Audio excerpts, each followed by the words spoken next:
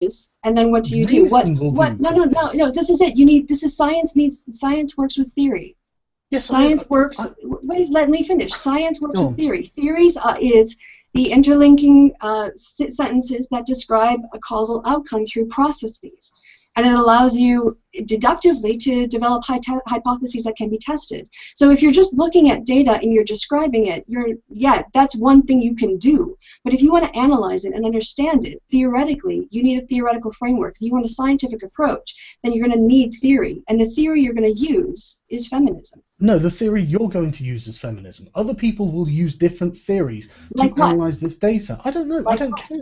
Exactly. Like what? You don't have a response because it's feminism. Scientific discipline. They can choose psychology. They can choose biology. They can choose evolutionary psychology.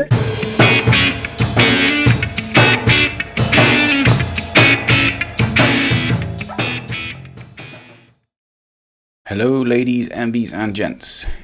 Despite my previously mentioned distaste for people dignifying dipshits with debates, I decided to watch Dr. Kristi Winters' debate with Carl Benjamin, aka Sargon of Akkad, shortly after it aired.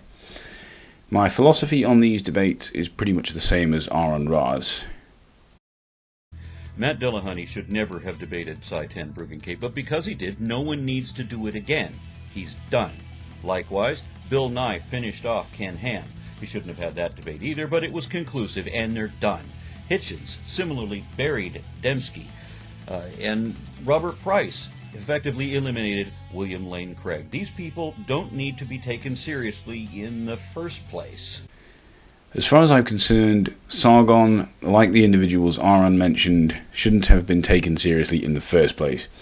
But because Kristi has done this debate with him, no one needs to do it again. It's done.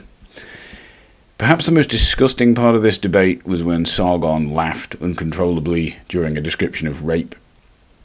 But the part where he most floundered was the clip I showed at the beginning, where he openly admits he doesn't know what theories could be used to analyse gender in society instead of feminism. Further, he admits he doesn't care. Then presumably, in some bid to pull himself back from this, he starts randomly blurting out academic fields. Not theories, which is what he was asked for, but instead entire fields. It's almost as though he doesn't actually understand the difference between a theory and a field, let alone how one could be used to analyse gender, and that he's just making this shit up as he goes along. This tends to be a running theme throughout his content. For example, he claims we live in a meritocracy, but he also claims female privilege is a thing. These two claims are contradictory of one another.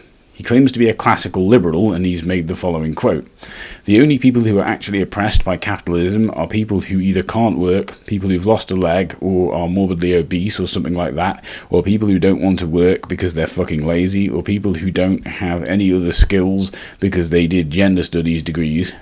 Believe it or not, everyone else actually does pretty well out of capitalism. You know, something like a house, a car, holidays, food on the table, entertainment, luxuries."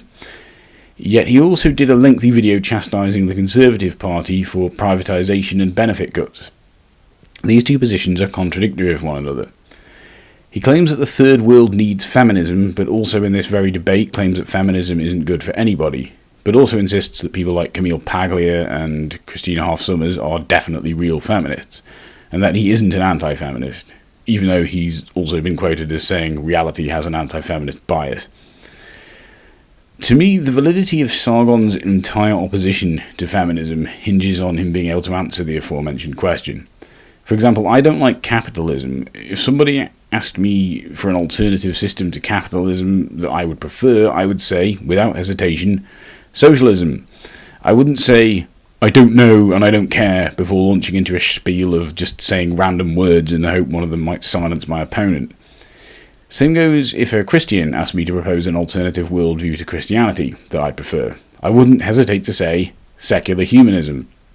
If a creationist asked me for the better way to explain the biology of animals and plants on our planet, I would not hesitate to say the theory of evolution. The list of course goes on. This is what separates the progressive critic from the reactionary critic. Whereas progressive critics seek to change things and offer alternative ways of doing things, reactionaries just focus all their energy on not liking things. Their criticism is not constructive, rather it simply serves to alleviate their personal frustrations with the changing world they see around them. Reactionaries don't criticise things to improve them, they criticise things to derail them. Their criticism comes from a place of bigotry, not scepticism. Sargon isn't alone here. I've never heard any of his fellow opponents of social justice offer any valid academic theories as an alternative to the ones they routinely trash. And it's not for want of asking. A while ago I asked a similar question to YouTube's opponents of social science, what they would prefer to use instead. Answers have not been exactly forthcoming, which is odd because these sorts of people normally have a lot to say for themselves and cannot wait to say it, and get very grumpy if they don't get to say it. So, while Sargon has clearly failed here to answer this question, I guess it falls to the rest of you. What academic theory would be better for analysing gender than feminism? I'd also be interested to know, given as a lot of people seem to object to my policy on not debating these sorts of people, and believe debate is the best way to determine who's right and who's wrong, how many of you have changed your position after watching this debate? If so, how much? Have you completely switched sides, or are you just a bit less hostile to the other side than previously? I'd be interested to know. A quick word before I go.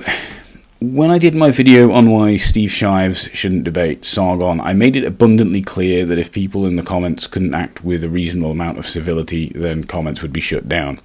Sargon's response to this was to deliberately share my video to Twitter so as I would be bombarded by angry, abusive teenagers.